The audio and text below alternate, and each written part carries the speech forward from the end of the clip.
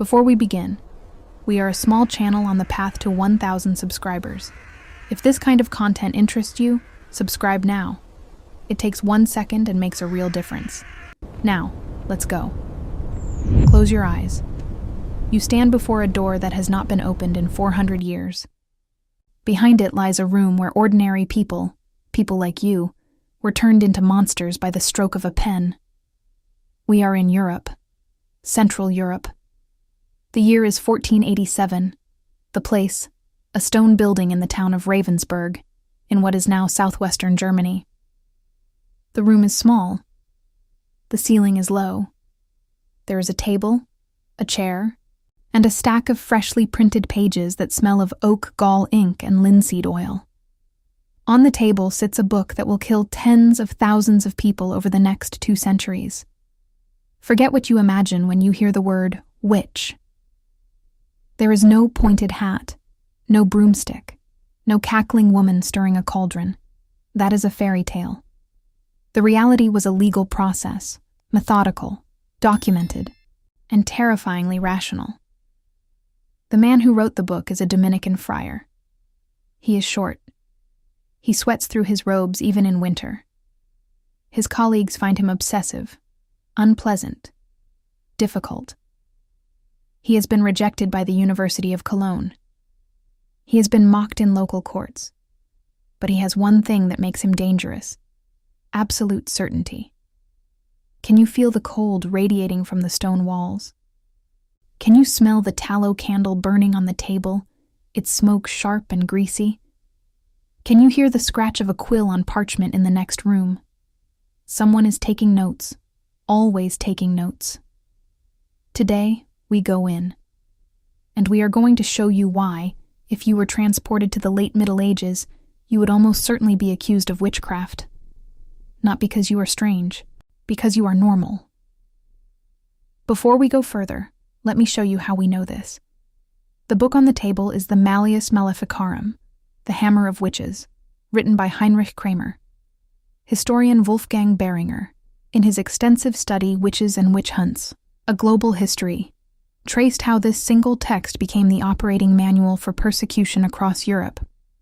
The trial records of the Lucerne witch trials, preserved in the Swiss Federal Archives, give us verbatim transcripts of accusations and confessions. And the work of historian Robin Briggs, particularly Witches and Neighbours, revealed something deeply uncomfortable. Most accusations did not come from priests or judges. They came from neighbors, from friends, from family. Now, let us return to that room. And let us walk through a single day in a late medieval town, dawn to nightfall, and count the reasons you would not survive. The first light. You wake before sunrise. The air in your house is wet and cold. You can feel the damp in the straw of your mattress. Your back aches. Your teeth ache. Everything aches because you are 32 years old, and in 1487, that means your body is already in decline. Reason 1. You know things about hygiene. You wash your hands before eating. You insist on it. You believe, somewhere deep in your modern instinct, that dirt causes illness. But here, in this town, illness is not caused by dirt. Illness is caused by God's will, by bad air, or by malice. If your neighbor's child falls sick 2 days after you touched her face with your clean hands, the connection is not hygiene. The connection is you. You touched the child. Then the child fell ill. In a world without germ theory, causation is proximity. And proximity is guilt. Imagine the mother staring at you across the market square. She says nothing. She does not need to. She remembers. Reason 2. You react strangely to the church. You attend Mass, because everyone attends Mass. But you do not know the responses. You mouth the words a half-second late. You do not cross yourself at the right moments. You fidget during the sermon. The parish priest notices. He notices everything. In the trial records from Lucerne, one woman was accused because she did not weep during the Passion reading. Your indifference is not atheism to them. It is evidence that something inside you resists the sacred. The market. The sun is up now. You walk to the market. The smell hits you first. Animal dung, wood smoke, rotting cabbage, the sharp tang of urine from the tanner's yard 2 streets away. You cover your nose. Nobody else covers their nose. Reason 3. You are disgusted by things that are normal. Your visible discomfort marks you. In a community where everyone shares the same air, the same water, the same thick stew of smells, your revulsion is an accusation. You think you are better. You act as if the world they live in is beneath you. Arrogance, in a medieval village, is remembered. It is stored. It is retrieved when the time comes to point a finger. Look closely at the market stalls. There is a woman selling herbs. She knows which plants ease a headache, which ones help a difficult birth, which ones settle a troubled stomach. She learned this from her mother, who learned it from hers. This knowledge is tolerated until it isn't. The moment a remedy fails, the moment a patient dies, the knowledge becomes sorcery. The line between healer and witch is not drawn by what you know. It is drawn by what happens next. Reason 4. You understand medicine. You mention casually that fever can be reduced by cooling the body. You suggest that a wound should be kept clean. You know that certain mushrooms are poisonous.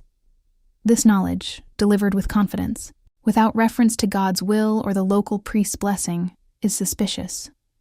Where did you learn this? Not from the church, not from the university, not from any sanctioned authority. Knowledge without origin is knowledge from the devil.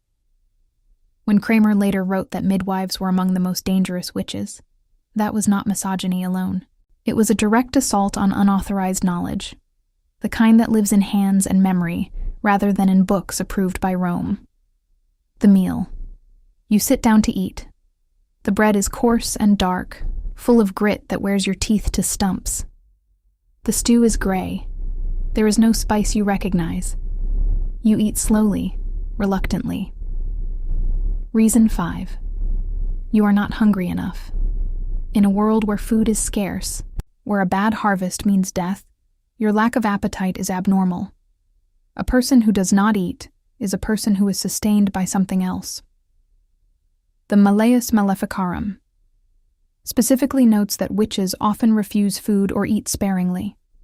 Your modern metabolism, accustomed to sugar and abundance, betrays you at every meal.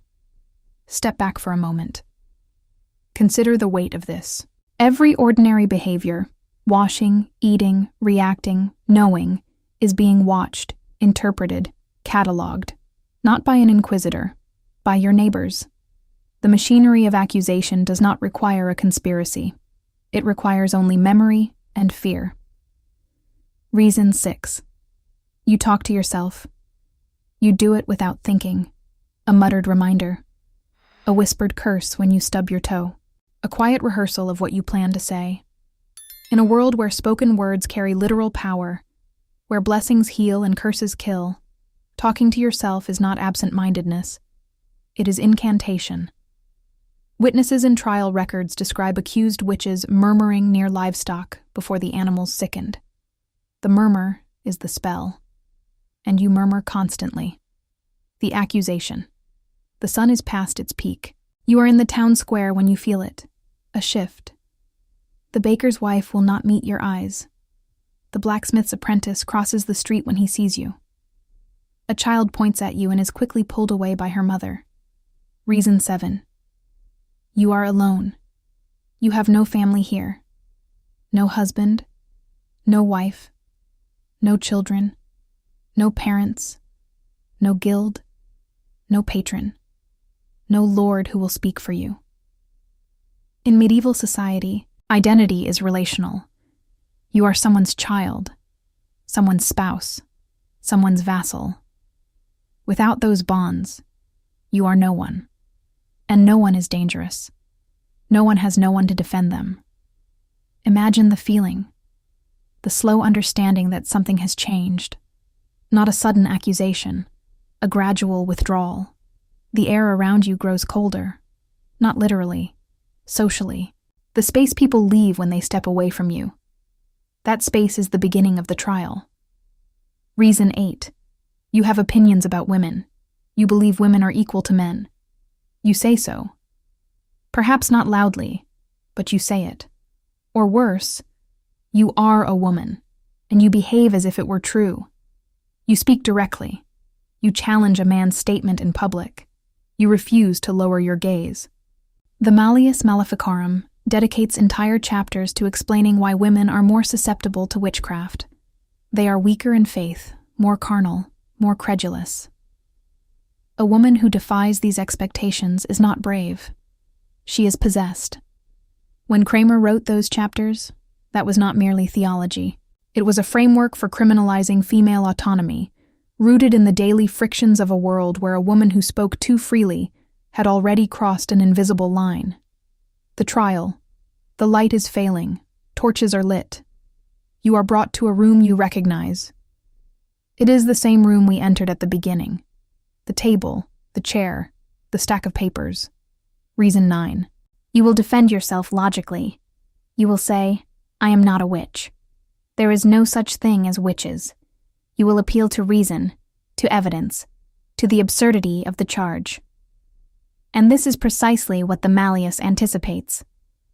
Kramer wrote that denial is itself evidence of guilt, because the devil grants his servants the power to resist confession. The more articulately you deny, the more clearly the devil speaks through you. Logic is the trap. Reason is the proof. Feel the rope on your wrists. It is coarse, hempen, and it smells of oil. The chair is hard. The stone floor is cold under your bare feet. There is a man across the table. He is calm. He has a checklist. He has done this before. He will ask you questions. The questions have no right answers. Do you believe in witches? If yes, how do you know they exist? If no, you deny the authority of the church. Both roads end in the same place. Reason 10. You will not confess, and then you will. Everyone confesses, not because they are guilty, because the alternative is worse. The trial records from Bamberg, where over 600 people were executed between 1626 and 1631, show that confession came after days or weeks of deprivation, sleep, food, light, all removed, methodically, legally. The body breaks before the mind does. And when the mind breaks, it says whatever the checklist requires. You flew on a broomstick. You attended the Sabbath. You kissed the devil. You cursed the baker's cow. You say it all, because saying it is the only door left. When those 600 people of Bamberg confessed, that was not weakness. It was the human nervous system reaching its limit. The same limit your body carries right now. Reading this. The silence after step back. Look at everything we have seen. A single day, dawn to night. 10 ordinary things. Washing your hands, knowing about herbs, eating too little, talking to yourself, being alone, speaking your mind, defending yourself with logic. Each one invisible in your world, each one lethal in theirs. The smell of tallow and damp stone. The sound of a quill scratching. The weight of rope on skin. The cold of a floor that has absorbed the fear of everyone who sat in that chair before you. Here is the thesis, stated plainly. The witch trials were not a failure of reason. They were a triumph of system. A system that converted ordinary human behavior into evidence of supernatural crime. A system so complete that innocence itself became proof of guilt. The machinery did not malfunction. It worked exactly as designed. And here is why this matters to you, now, today, in your warm room with your glowing screen. You live in a world of systems. Systems that watch what you search, what you buy, what you say, who you speak to.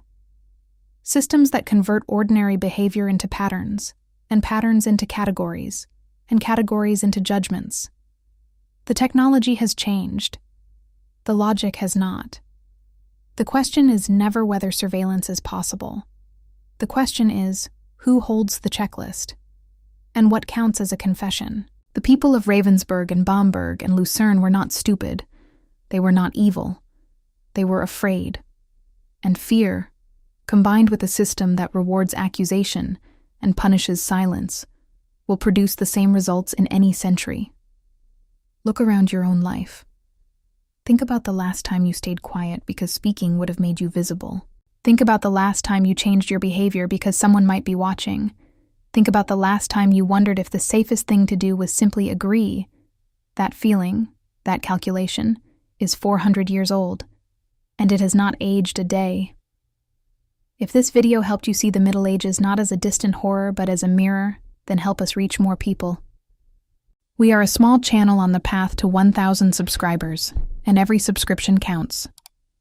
Click subscribe now. It takes only a second. And before you go, leave a comment. What surprised you most? The fact that washing your hands could get you accused? The idea that logical self-defense was considered proof of guilt? Or the 600 confessions of Bamberg? Write it in the comments. It takes only 15 seconds and helps this video reach more people. Thank you for staying until the end. Until next time.